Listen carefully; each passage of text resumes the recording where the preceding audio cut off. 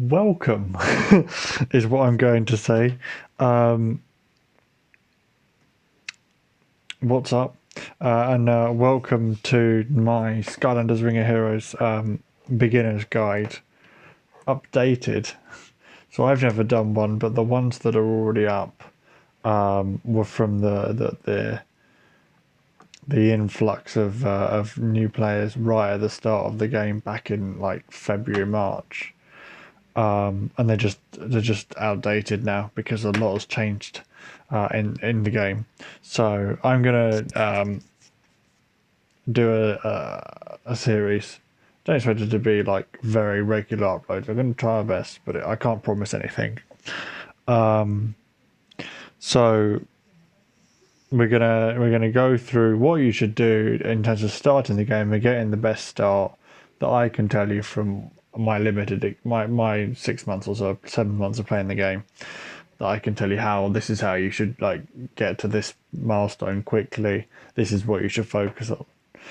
So the first thing you get is you basically get given Barbella. You start off with Stealth Elf, and you get given Barbella and a load of other characters.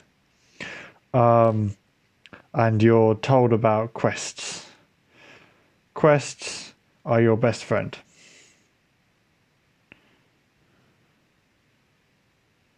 So you start off right at the front of quests, and it basically you just need to follow this guide. I'm going to explain how to do all the adventure stuff.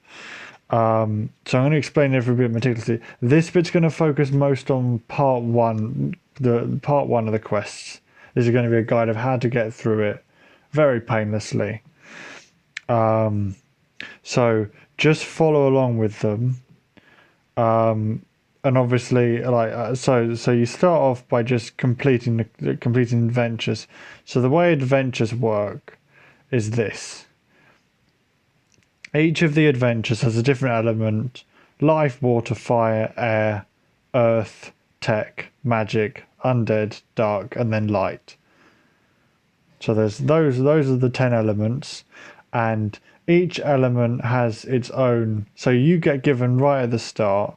You get given Barbella.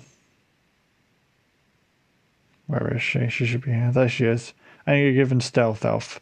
And then you get given someone else. I think you get a green ticket. So you can pick. I would personally say go with Kaboom or a Fire Skylander if you get one. Fire or magic. I would say go for one of those. So what you have is this little thing here. This is really important. It's a little bit confusing, but effectively, different elements have advantage and disadvantage against certain other ones. So, for example, life and earth are both advantageous against water and tech, and disadvantaged against undead and air. It basically means that if I use a life and earth against a water and tech stage, they will have a benefit. But if I use them against an undead or air stage, then it'll be a bit harder. That's what it means. You'll get used to this. Light and dark, essentially they both do more damage. So the way it works is if you are element advantage, you get 20% higher attack, 20% higher accuracy, and 20% higher effect accuracy. The accuracy and effect accuracy I wouldn't worry about. It's just the attack you should be. So it's 20% more attack against, and if you're element advantaged, and obviously, they will do 20% more attack to you if you're disadvantaged. So, and then light and dark, both elements have the advantage. So it's basically you just end up doing more damage to the other one, and then neutral to everything else just means that it's the same attack. So you're going to want to put Barbella and Stealth Elf in because you get them right at the start, and then literally it's pretty much up to you from there who you put into your third slot. And then what you have down here is you have the 2 spectator slots. These, effectively, you can chuck whatever Skylander you want to. So say that, and they'll gain a little bit of XP, so they gain half as much experience as these guys that are in your main unit. So I could say I'll go with those 3, for example. The first time you play the stage, you have to beat it manually. So what I'm going to put just some like little ones in, just so I can show. Trying to go with that. Obviously, I'm not showing off any like units that like for any particular reason. I'm just putting units in there. So you're going to go into it, and then your skills. You'll get taught this in the tutorial. You'll use the skills as it wants you to. Oh no, well, so you'll use the skills. I'll go on more as we go along about what sort of Skylanders you should pair together, how you should use them, how they work. So that will be like a goal for like later on in the guide. And just work your way through them. So it's just selecting the skills, and being cautious of mana on cooldowns. And I'll go through all of that. So you'll go through the adventures. Adventures is really nice and simple. And this will just be about as we progress, I can teach you more of the tech on how to do it. What sort of things you should be doing. So once you've beaten an adventure stage, you can then select auto battle here and start. And what this will do is this will do 10 runs at a time by itself. And this is the fundamental part of the game. This is where the game gets kind of grindy, but effectively you can leave if you're confident that you can beat a stage quite comfortably. Once you've 3-star stage, you should be able to. The game can beat it by itself. So you just leave it off, and then after it's done 10 runs, I'm going to cancel this one. But after it's done 10 runs, it will present you what you've got, and you can just say okay, and then go again. And that's fundamentally what it is. So it's progressing, and then so you'll progress through adventures as per the quests. Then, if you hit a brick wall, go back to one of the earlier ones. The one that I recommend is actually 1-1. I recommend 1-1 because you don't get that much experience boost from beating 2-1 or 3-1 versus 1-1, whereas the levels of the units goes up, so it takes longer to beat. So I would say, yeah, go back to 1-1. So I got stuck the first time I played my account on 3-7 easy against Chef Jack. This one's a bit tricky. So it gave me problems. So then I just went back and I just played some of the earlier stages for a little bit and just got the experience that way, and then just went at it again and won. So that's the whole idea of adventures, is you want to level up and just keep progressing through it. So follow this quests. In terms of units you should focus on, there's this gem here called the Master Eon's Guide. This thing is what sets you up for the game.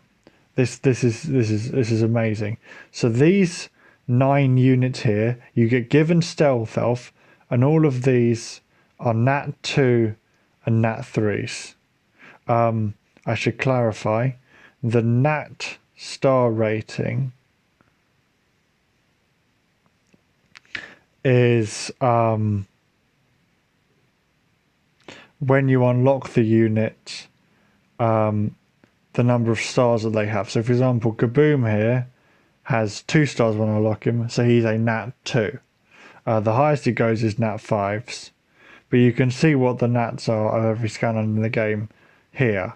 So these 3 are all Nat 5s, these are Nat 4s, these are Nat 3s, and then Zook and Grillagilla are the Nat 2s.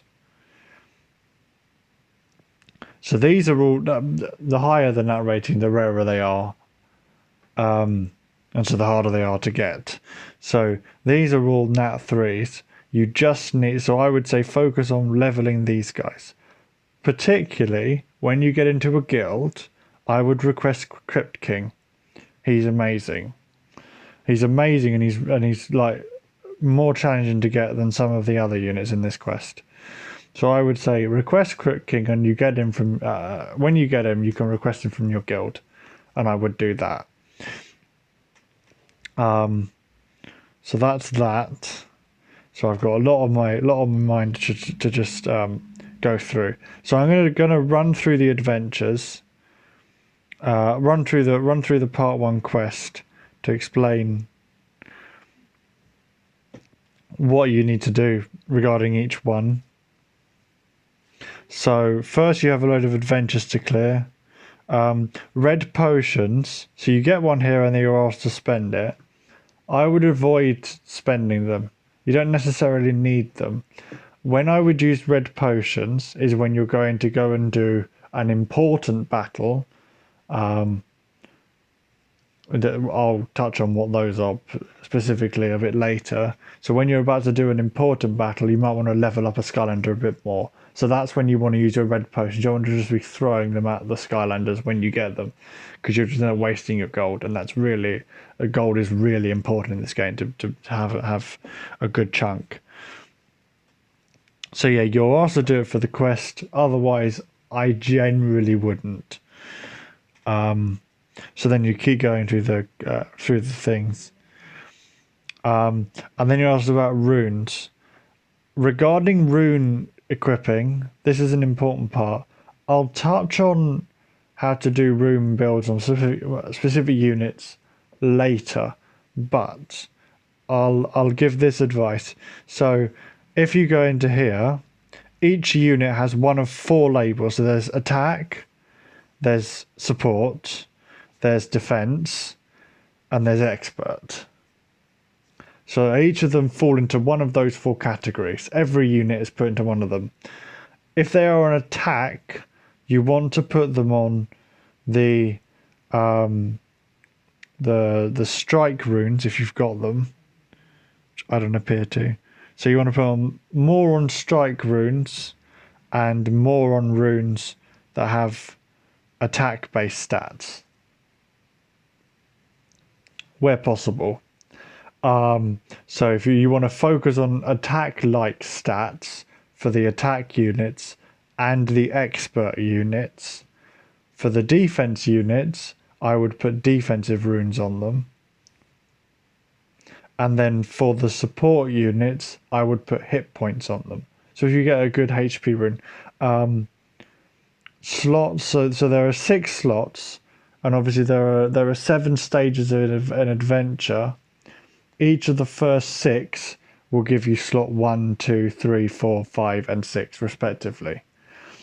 The way that runes work is slots 1, 3, and 5 are fixed as flat attack, so attack, defense, and hit points. Those 3 are fixed, and then these 3 vary unit by unit. So you want to try and focus on the ones that have attack for the experts and the attack grouped Skylanders, and then you want defense on the defense Skylanders and hit points on the support Skylanders. That's just generally how I would say that's like the best way to do it. Back to quests. So there's going to be a lot of like backtracking because I'm not used to this. So then it asks you to keep going with. So then you get into the distorted dimensions. Distorted dimensions are here. They're all of these. Generally, do what you have to do for the quests. Otherwise, don't really bother. Adventures are more important early game. Way more important. So I would not bother with distorted dimensions or the labyrinths too much right at the start.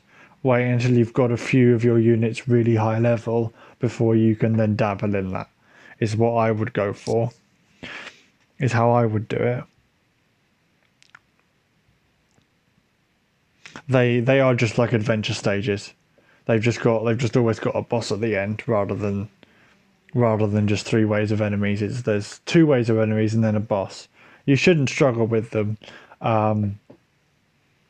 They're not put at a point where they're really difficult. They're really above or below the quests that you've already done. So you do the thing, you put the rune on, then it asks you to do the sort of dimensions.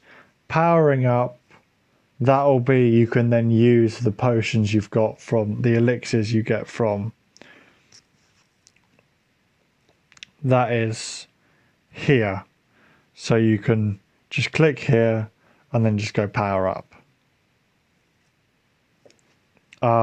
So what happens is there are 5 power-ups, and then you can do an evolve and get them up. So if I find one, I should have found one, shouldn't I?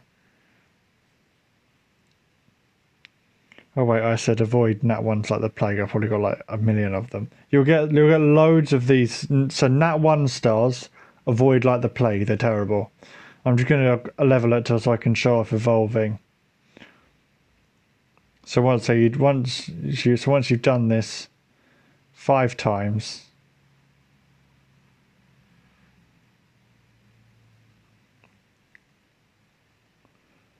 then the evolve option appears, and you can just go evolve, and that then makes him a 2-star. So he's still a nat 1 unit, a natural 1-star unit, but now I've got into 2-star. The other option is awakening. I'll discuss that later. It's not important right now. But that's evolving. So if they want you to power up a unit, it's just going to +1 or to +2 or to +3. If they want to evolve it, it's taking it from 1 star to the next. The maximum you can go to is 6-star and +5. And that's for all units, even the 5 stars. So that's that. Powering up. So the villains, don't worry about them for now. I'll go over them later. Just use the blue potion it wants you to. They're basically like the only useful villain right now you can't get for a little bit. So I wouldn't worry about that. I'll explain that probably in the next video.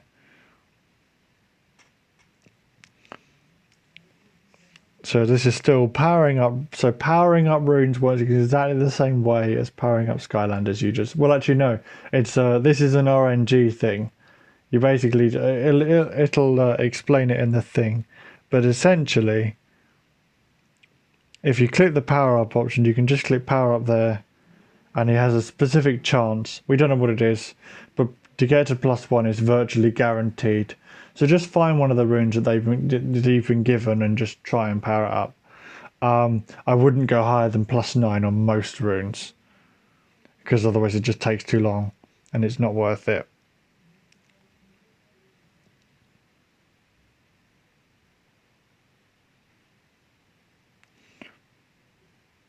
So there's powering up a rune. The summon shop, okay, that's the next one.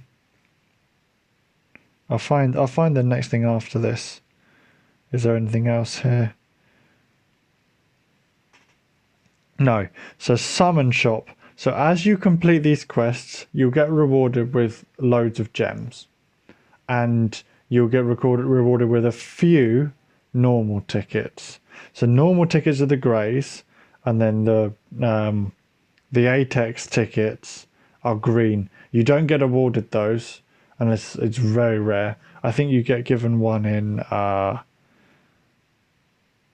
8-1Es. No, you don't. It's in 8 normal. It's only in normal. My bad. So you'll get given a load of white tickets and a load of green and then you'll just collect gems. I would say, you notice how this says points 32. I would say the first 10 times until that becomes the 80 out of 80. So what happens is every time you buy one of these, it adds one of these tickets. It adds 8 to that. When it reaches 80, you get a free scroll with a Nat 5 Skylander on it, which is amazing. So I would say the first 10 times you get to 800 gems, spend them off immediately on one of these tickets. I'll just open it now so I can show you what's what. Oh, and I got nothing. So, well, no, not really nothing. Nothing's nothing at this level. So just, yeah, so you see I got a load of Crit King, which is awesome. You particularly want the units that are in the Eon Crest, but anything goes. And this will just help you to power up your units and get them good. And then I've got a normal ticket here. So normal ticket or a summon is just one, and then the AX summon is 8 of them. So they cost 800 gems a pop. I would say whenever you get 800 gems, buy them until this reaches 80, and then you get the scroll with the Nat 5 on it, because that'll give you a good grounding for where you can just start powering up units and getting some good units. Decently well built. Once you, so that's that. This is up to, I think it's up to stage 3. Stage 3, you then unlock the Realm of Souls. The Realm of Souls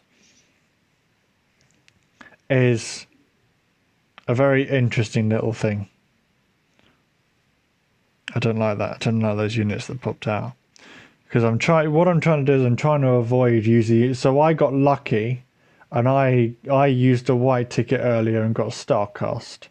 But I'm trying to, for the purpose of this guide, avoid using him and start using some of the lower units so I can demonstrate a more like universal approach of how you should do it. So you will end up getting, because they do give you quite a few,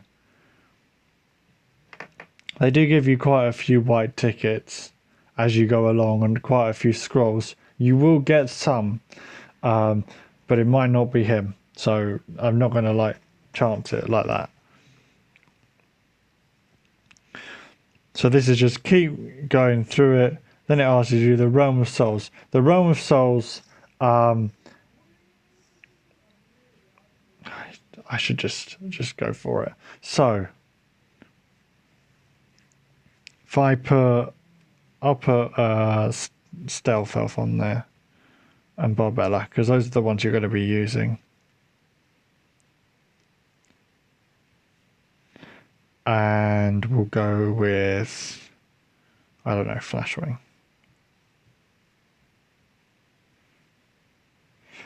So all the way this works is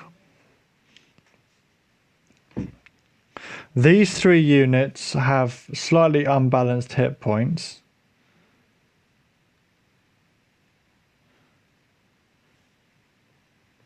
So obviously I've done a bit more leveling so I can clear that one quite easily. But I'm going to move on to stage 2 and I can show you.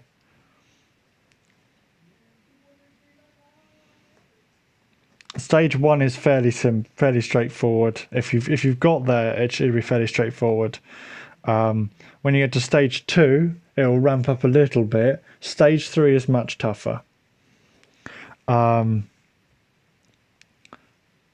essentially, you're just going to use all of the skills. Particularly, you want ones that attack all enemies. They help a lot. They make it quite nice.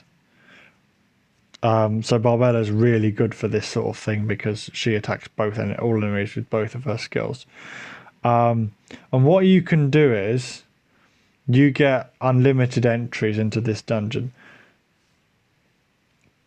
So if you fail it, so let's say I was not feeling confident at this point that I'm going to clear it, I can end the battle.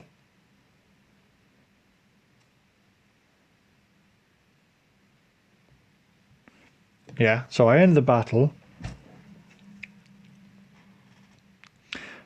And then I go back in and it's only Spitfire left on half health, just like it was.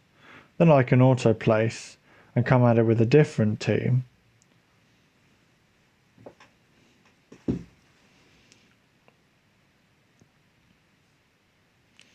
which is completely fresh, and destroy it. And so what you can, so this is why this is, so Realm of Souls Stage 2 is quite easy, but Realm of Souls Stage 3 is a bit harder. And you can have a go if you've got a good set of units built. You can have a go multiple times at it. So you can clear a much harder stage than you might otherwise be able to in one go. So that's something to notice. And you'll get these blue tickets from it. When you get 5 of them, you can then change them out for a summon. It gives you a few shards. It gives you 60 shards. It's good. I'd recommend doing it every day. As you progress further, you'll get Cave of Gold. This is literally just like any other boss adventure stage, but you get heaps of gold at the end of it. And then Meditating Woodland is exactly the same, but you get heaps of experience. So in this one, you want to be using those units that are in the Eon quest, because the most vital thing early game, the most important thing which you can do in conjunction with doing the part 1 quests, is leveling these 9 units. And then when you get Hex, well, actually these 10 units, and then when you get Hex, leveling her as well. She's great. Most of these are fantastic units and will serve you so well. So I would say make sure you're using these ones when you're leveling. When you're doing stage 1, I would say if you've already got it at that point, in fact, stage 1, stage 2, and stage 3, I would try and use Fire and Magic Skylanders in conjunction with your Barbella and Stealth Elf, because once you get to stage 4, which is Air, you're not going to want to use Barbella and Stealth Elf because they'll be element disadvantaged. So you'll want to swap in other units. So if you've got Kaboom at that point, if you've got Boomer, if you've got those and you've started leveling them, they can then take over for stage 4. And then in stage 5, you can resume with Stealth Elf and Barbella. They'll do you really well up to a good way through the game. So it's keep doing the quests and work your way up. And I think the last thing that I want to go through is actually, I'll save Guild Wars for next. Not Guild Wars. I'll save Arena for next time. So that's how we start the game. So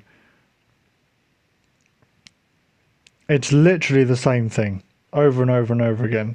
So this is going to be up to I think stage 5 is what we've done now. So these two will get you, I think, to stage 6 quite comfortably. I'm not done chatting yet. I want to go through part 1. I think I can do part 1 in one video. So to recap, times 10 runs, use gems to summon, don't waste your potions. The runes based on those things. Don't bother with the distorted dimensions. This is another thing. Rune crates. For certain missions you will get rune crates. They are fantastic. Put them on the best units of the right types. So the ward runes here. Personally, I put them on Starclass, but I'll probably move them to Barbella now. So they're ward runes, so I put them on Barbella.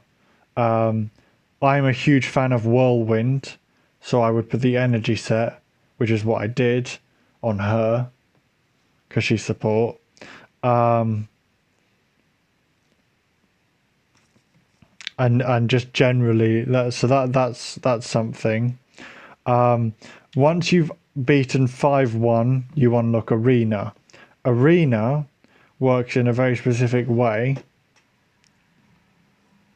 You can set up a three unit defense of your best 3 units, the ones you're most comfortable with, and then you go and fight other players 3-unit team. In the interest of time, I'm just going to go auto on this one. So we'll load, I'll have my 3 units here, and there'll be the opponent's 3 units here, and then I can just use whatever skills I want to try and beat them. And obviously these are AI controlled, so they will attack you back. And once you win the battle,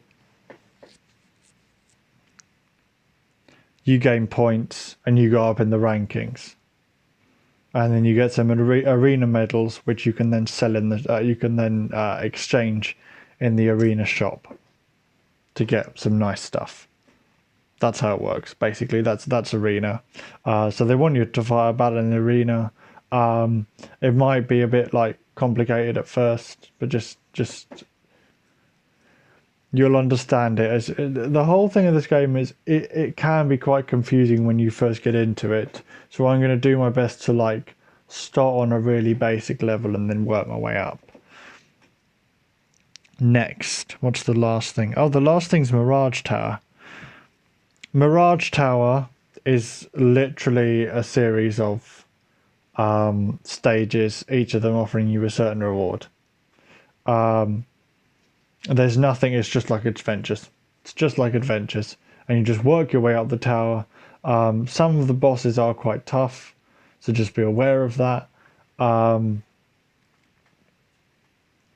Like the 20th floor boss is notorious for giving people problems.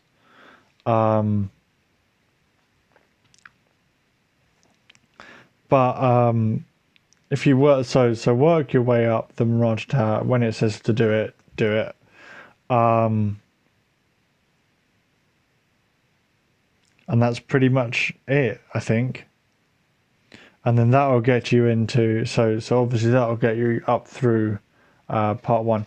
Oh, and whenever you get a quest, check your mission quests focus on the missions will come naturally, and just check it every now and again, and you'll get some nice rewards, and you can use them. I hope this helps starting the game off. And then yeah, so next time I'll break down the start of part 2 and the guild modes. Thank you, and I hope this helps.